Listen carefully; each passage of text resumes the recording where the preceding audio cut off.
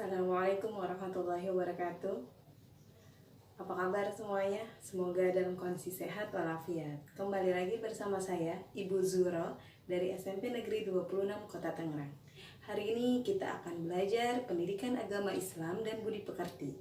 Sebelum kita belajar, marilah kita berdoa terlebih dahulu ya. A'udzubillahi minasyaitonirrajim. Bismillahirrahmanirrahim.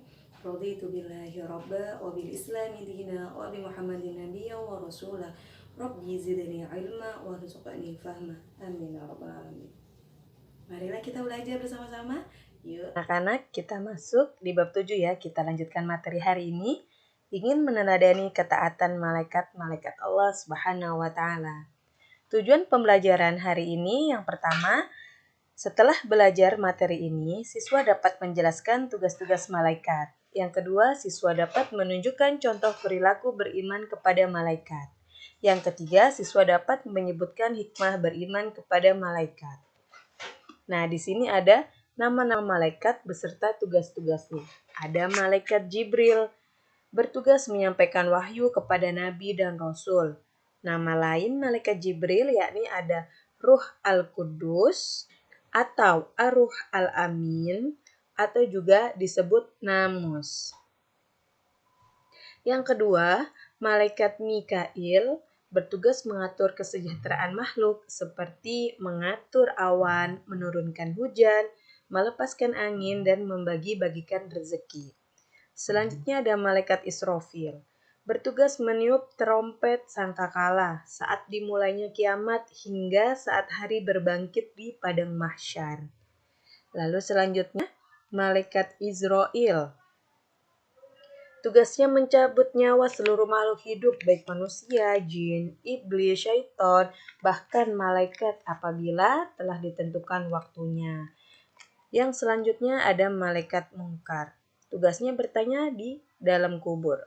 Malaikat Nakir juga tugasnya bertanya dalam kubur. Mungkar dan Nakir tugasnya sama. Selanjutnya ada malaikat Ridwan, bertugas menjaga pintu syurga.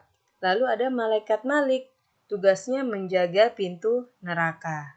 Lalu ada juga malaikat Rokib, bertugas mencatat semua pekerjaan baik setiap manusia sejak akil balik sampai akhir hayat.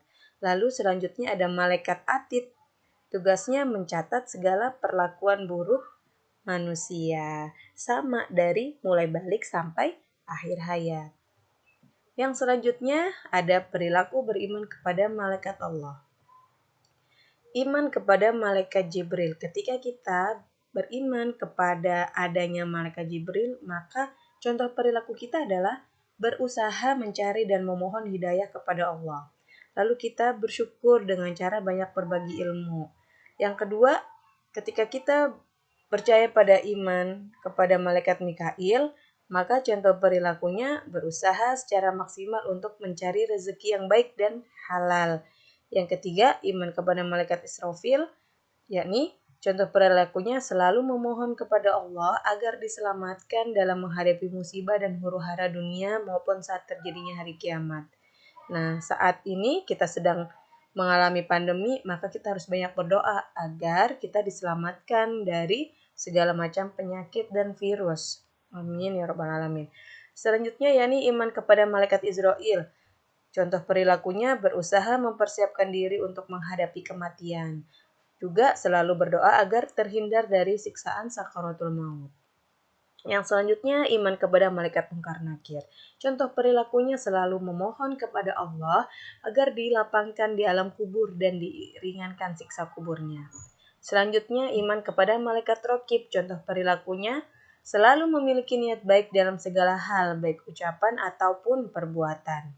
Selanjutnya iman kepada malaikat Atid. Contoh perilakunya menjauhi niat buruk, perkataan kotor, perbuatan yang jelek, dan menjauhi perilaku tercela. Yang selanjutnya iman kepada malaikat Ridwan. Selalu memohon kepada Allah agar bisa masuk surga dengan aman. Lalu kita harus menjadi orang yang dapat menciptakan ketentraman dan kedamaian di dunia ini. Yang selanjutnya iman kepada malaikat Malik. Kita harus selalu memohon kepada Allah agar terhindar dari siksaan api neraka. Nah, di sini ada hikmah beriman kepada malaikat-malaikat Allah. Yang pertama, dengan beriman, maka kita mendapatkan manfaat memberi motivasi kita untuk selalu taat dan bertakwa kepada Allah seperti ketaatan para malaikat.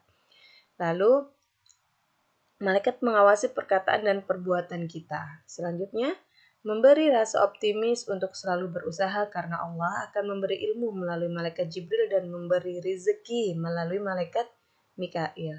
Selanjutnya, memotivasi kita untuk selalu beramal soleh karena bekal itulah yang kita bawa kelak ketika kita meninggal dunia dan untuk menghadapi pengadilan Allah Subhanahu wa taala.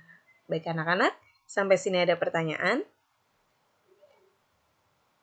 Oke, kalau tidak ada pertanyaan, silakan ya kalian kerjakan tugas-tugas di bawah ini. Selamat mengerjakan. Baiklah anak-anak, itu saja yang bisa saya sampaikan hari ini. Semoga apa yang kita pelajari hari ini bisa bermanfaat. Kurang lebihnya saya mohon maaf. Wallahu a'lam bishawab. Wassalamualaikum warahmatullahi wabarakatuh.